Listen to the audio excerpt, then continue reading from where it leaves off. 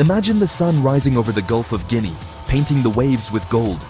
In Côte d'Ivoire, this sight signals the start of a vital activity, fishing. For generations, the people of this West African nation have relied on the ocean's bounty.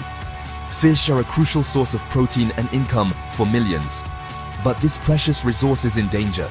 Years of overfishing, driven by growing demand and sometimes unsustainable practices, have taken their toll. Côte d'Ivoire's waters, once teeming with life, are facing a crisis. Fish populations are dwindling, threatening the livelihoods of countless families and the health of the marine ecosystem. The government is taking action.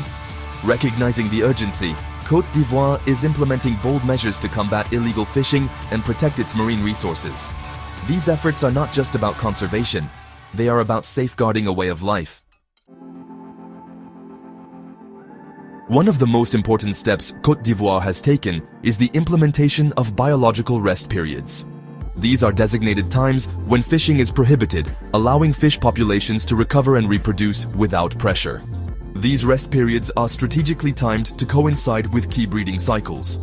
For example, in 2023, artisanal fishermen, often using traditional canoes or small boats, observed a rest period in July.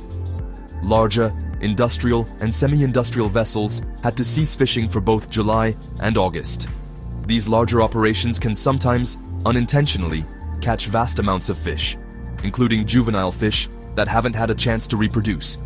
Giving these younger fish a chance to mature is key to ensuring healthy fish populations for the future. In addition to these general rest periods, specific bans were put in place for certain species facing particular pressure. Implementing these fishing bans is one thing, but enforcing them is crucial to their success. Côte d'Ivoire has stepped up its efforts, deploying patrol boats to monitor its waters and ensure that fishing regulations are respected. The nation's exclusive economic zone, a maritime zone where it has special rights regarding resource use, extends 200,000 square kilometers.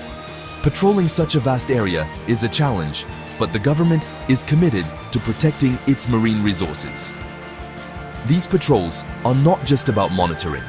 They have the authority to apprehend and penalize those caught violating the fishing bans. Penalties can be severe, serving as a strong deterrent to illegal fishing. Fines can reach up to 300 million CFA francs, a substantial sum that underscores the seriousness of these offenses. In some cases, those found guilty of illegal fishing may even face imprisonment for up to 5 years. The message is clear: illegal fishing will not be tolerated. While these measures are essential for the sustainability of Côte d'Ivoire's fisheries, they represent a piece of a larger puzzle. Climate change, with its far-reaching impacts, is adding another layer of complexity to the challenge of managing fish stocks. Warming waters and increasing ocean acidification, driven by rising carbon dioxide levels, are putting additional stress on marine ecosystems around the world, including those in the Gulf of Guinea.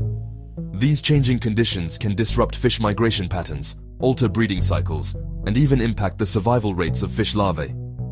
Côte d'Ivoire is not alone in its fight to protect its marine resources. Other nations in West Africa are facing similar challenges and are also implementing measures to combat illegal fishing and overexploitation. The hope is that by working together, sharing knowledge, and coordinating efforts, these countries can create a more sustainable future for their fisheries and the communities that depend on them. The ocean, after all, knows no political boundaries. Protecting it requires collaboration and a shared commitment to safeguarding its bounty for generations to come.